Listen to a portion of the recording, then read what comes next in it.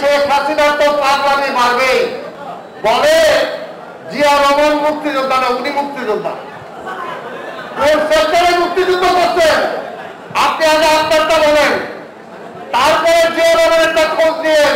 যখন আজকে শেখ হাসিনা গণতন্ত্র খেয়ে ফেলেছে, মানুষের ভোটার অধিকার খেয়ে ফেলেছে, মানুষের মৌলিক অধিকার খেলে ফেলেছে, তখন আবার এই জিয়ার সৈনিকদেরকেই রুখে দাঁড়াতে হবে।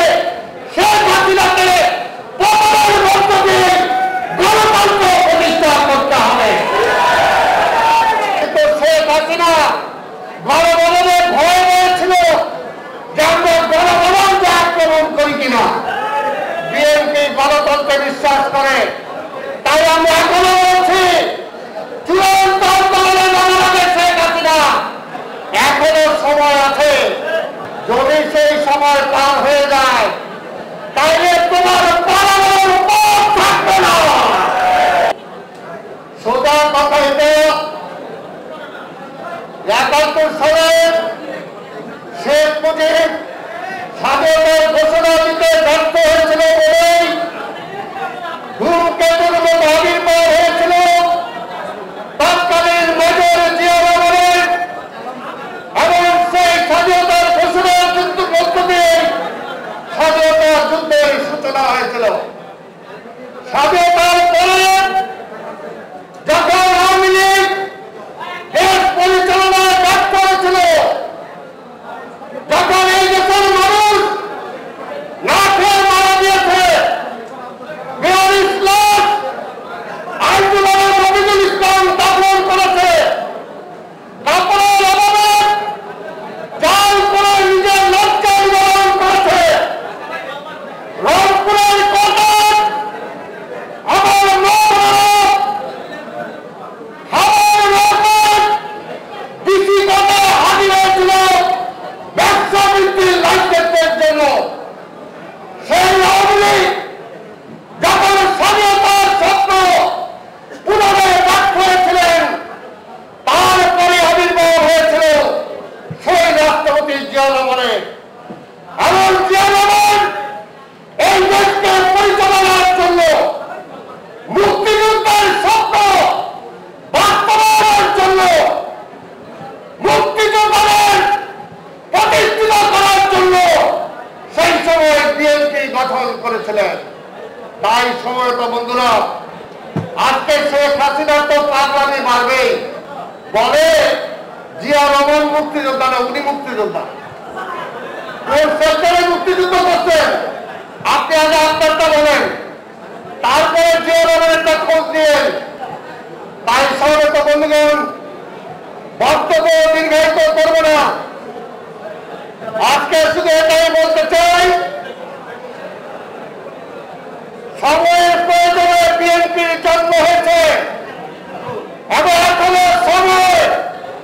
যখন আজকে শেখ হাসিনা গণতন্ত্র খেয়ে ফেলেছে, মানুষের ভোটার অধিকার খেয়ে ফেলেছে, মানুষের মৌলিক অধিকার খেলে ফেলেছে, তখন আবার এই জিয়ার সৈনিকদেরকেই রুখে দাঁড়াতে হবে। শেখ হাসিনাকে পতনের মধ্য দিয়ে গণতন্ত্র প্রতিষ্ঠা করতে হবে।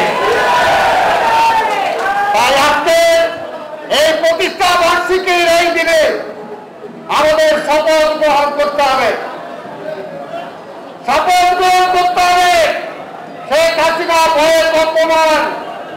আমরা বাজারে ফুল দিতে গেলাম, সেখানে হাজার হাজার লক্ষ জনতা চলে আসলো, আমরা ডাকি নাই।